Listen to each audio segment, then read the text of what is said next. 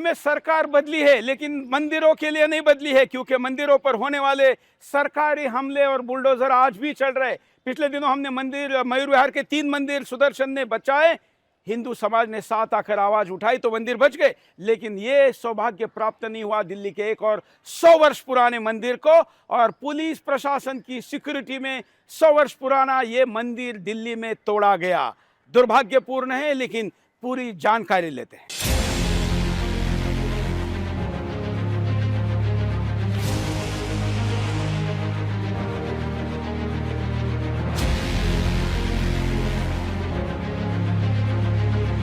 राजधानी दिल्ली, जहां कभी पांडवों ने इंद्रप्रस्थ बसाया था, वो पावन भूमि जो सनातन संस्कृति की जीवंत गाथा है, आज उसी इंद्रप्रस्थ की आत्मा को रौंदने की साजिश हो रही है।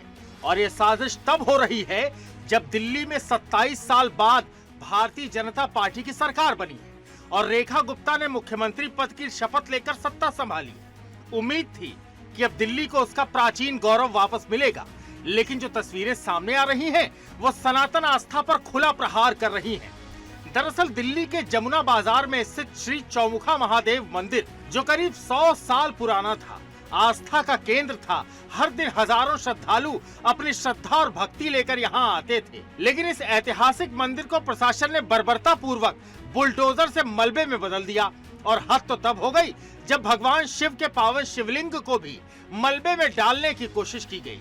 इस तस्वीर ने करोड़ों हिंदुओं के दिलों में आक्रोश की ज्वाला को भड़का दिया। ये सिर्फ एक मंदिर का विध्वंस नहीं था, ये सनातन धर्म की आत्मा पर प्रहार था।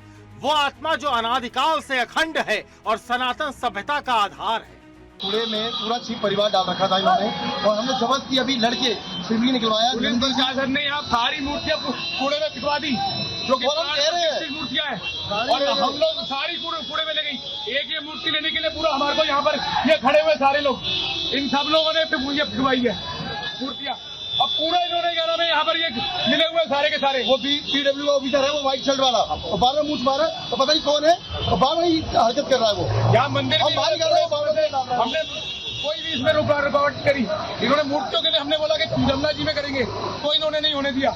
लेकिन ये पहली बार नहीं हुआ।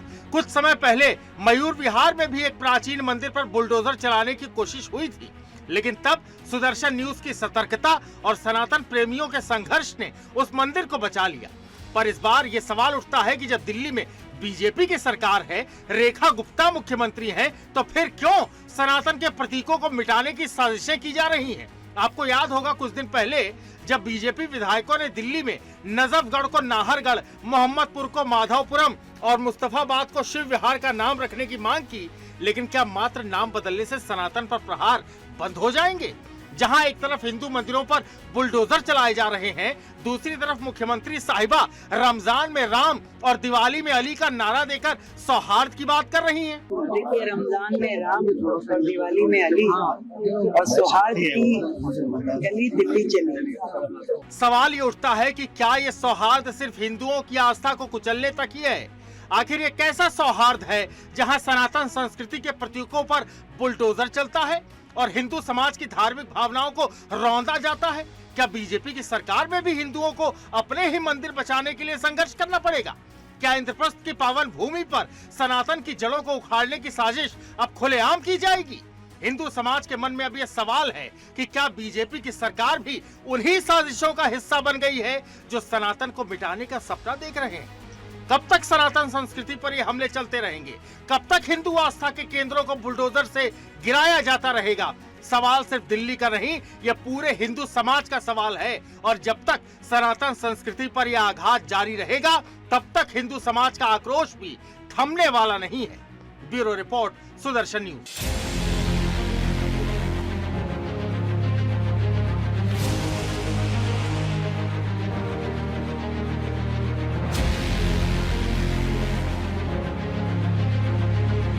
देखिए कितना दुर्भाग्यपूर्ण है कि 100 वर्ष पुराने मंदिर को तोड़ दिया गया।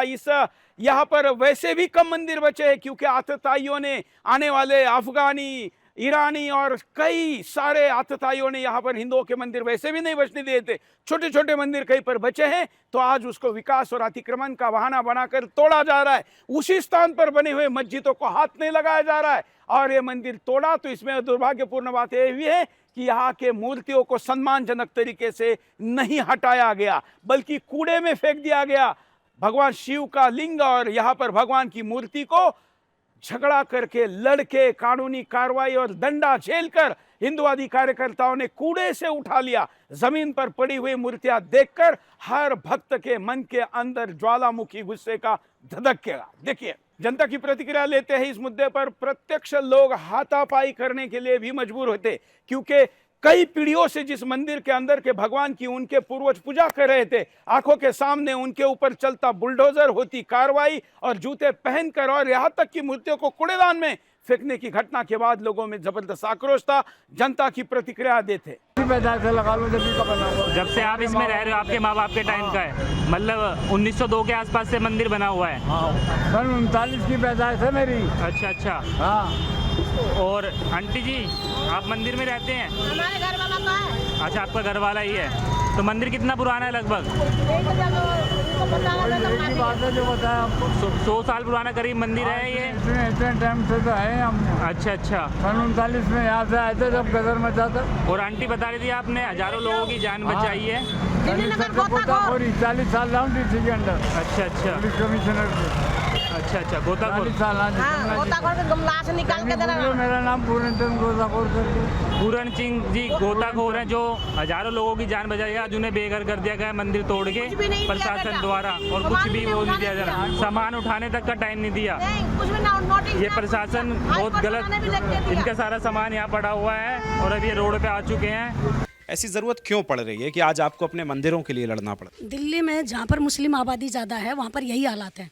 और जो नाम बदलने की कह रही हूँ, मैं तो कह रही हूँ सारे, एक औरंगजेब का नहीं, तमाम मुस्लिम आक्रांताओं के नाम जो सड़कों पे हैं उनको बदल देना चाहिए। और ऐसी बात नहीं है कि हमारे हिंदुस्तान में वीरों की कमी है, हमारा इतिहास भरा पड़ा है वीरों का, उन वीरों का नाम क्यों नहीं? इन मुस्लिम आक्रांताओं के नाम हटा के हमारे हिंदू वीरों के, जो जिन्होंने देश को बचाया, जो आज 80% बचे हुए हैं। तो अगर हिंदू कमज़ोर होते या ये इतने ताकतवर होते तो आज 80% नहीं होते। तो नेता कहेंगे अगर आप दिल्ली से उनकी पहचान हटा रहे हो तो फिर क्या लाल किला गिरवाएंगे? लाल किला उनका है ही नहीं। तो कहते हैं लाल किला हमारे हिंदू राजाओं ने बनाया था, उन्होंने सिर्फ कब्जा किया था। ताजमहल हमारे हिंदू राजाओं ने बनाया, लाल किला हमारे हिंदू राजाओं ने बनाया। अभी भाई ने बताया कुतुब मीनार नहीं है, वो विष्णु स्तंभ है। जितने इन्होंने आज तक अपने पजामा तो अपने आगड़े का समवाया नहीं, ये लाल किला वो बनाएंगे। ये अपने नाप का पजामा नहीं सिलवा पाए, अपने नाप का कुर्ता नहीं सिलवा पाए, ये लाल किला बनाएंगे। ये भूखे पैसे आए थे उस मरुस्थल से लूट खसोट करने, हमारे ऊपर अत्याचार किए। और इन्होंने अत्याचार करके ये अपने मतलब वहाँ से बीवी बच्चों को लेके नहीं आए थे, यहाँ पर अत्याचार करके ही अपनी कम्युनिटी खड़ी की इन्होंने।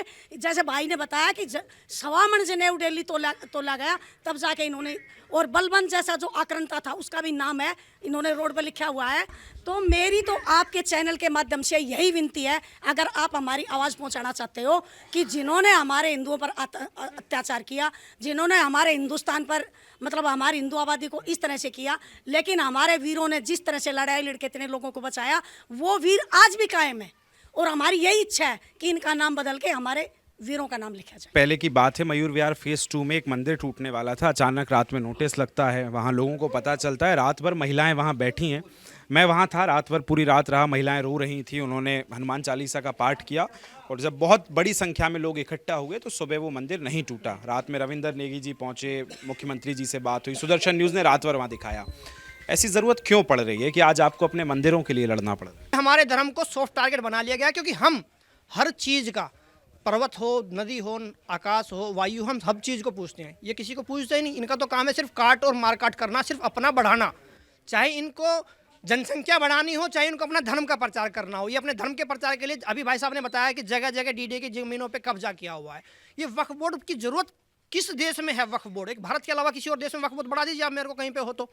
ये अगर हिंदू का मंदिर है तो उसको तोड़ने के लिए नोटिस आ जाता है। हमारी सरकारें, हमारे नेता इसको तोड़वाने लग रहे हैं। हिंदू धर्म के तो कब्जे को तो तुम मंदिर को तो कब्जा बता रहे हो। ये दुनिया भर की मस्जिदें और मजारे सड़कों पे बनी हुई हैं, उनके खिलाफ क्या सुप्रीम कोर्ट के जो आदेश हैं उनकी कहाँ चली जाती है? उनकी स्वयं जो अपने आप स्वयं संज्ञान लेते हैं, वो क्यों नहीं हो पाता? इस तरह की चीज़ जब दिल्ली में होती है तो लोग कहते हैं कि आप कट्टरता को बढ़ा रहे हैं और इस तरह तो फिर सांप्रदायिक हिंसा होगी, तो फिर कैसे? जब पाकिस्तान इनको दे दिया गया तो हिंदुस्तान पे इनका हक कैसा? हमारी गली, हमारे पार्क इन मुसलमानों के नाम पे क्यों? क्या मेरे हिंदुस्तान के वीर सपूतों के नाम पे ये गली, मोहल्ले और राज्य नहीं हो सकते? तो मुसलमानों के नाम से दिक्कत है या मुगलों के नाम से दिक्कत? मुगल आए, मुसलमान आए मुगलों से। जो वो तो कहते हैं हम नहीं मुसलमान हैं, हम तो भारत से हैं, हमारा मुसलमान सनातन का विरोध कैसे कर सकता है? मुझे बताइए ना। अगर सनातनी वो हैं, उनके पूर्वज हिंदू हैं, तो आ जाओ हिंदू, हम एक्सेप्ट करते हैं आपको।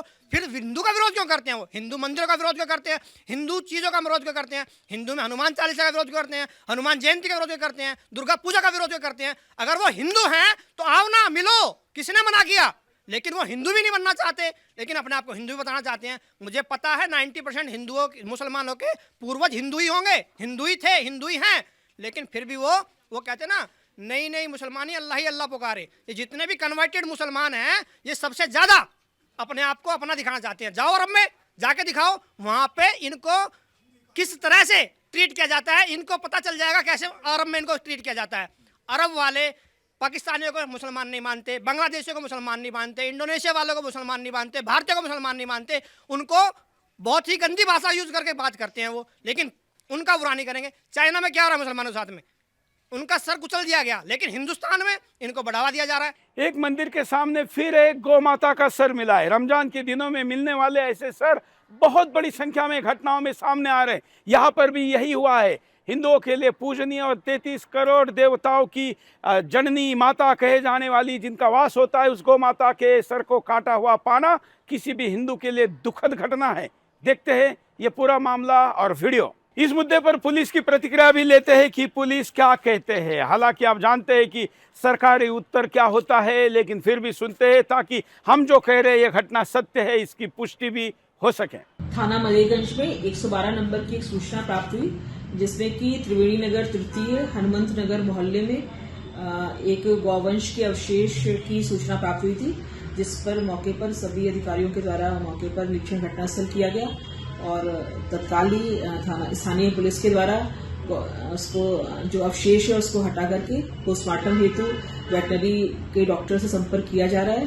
मौके पर फील्ड यूनिट के द्वारा निरीक्षण घटनास्थल करने के उपरांत जो महत्वपूर्ण साक्ष्य हैं वो संकलित कर दिए गए हैं। सीसीटीवी फुटेज दिखाए जा रहे हैं। मौके पर शांति व्यवस्था कायम है और शांति व्यवस्था हेतु पीएसी और सिविल पुलिस का डिप्लॉयमेंट किया गया है और घटना के अनावरण हेतु टीम जो है वो लगी हुई है। मौके पर शांति व्यवस्था कायम है।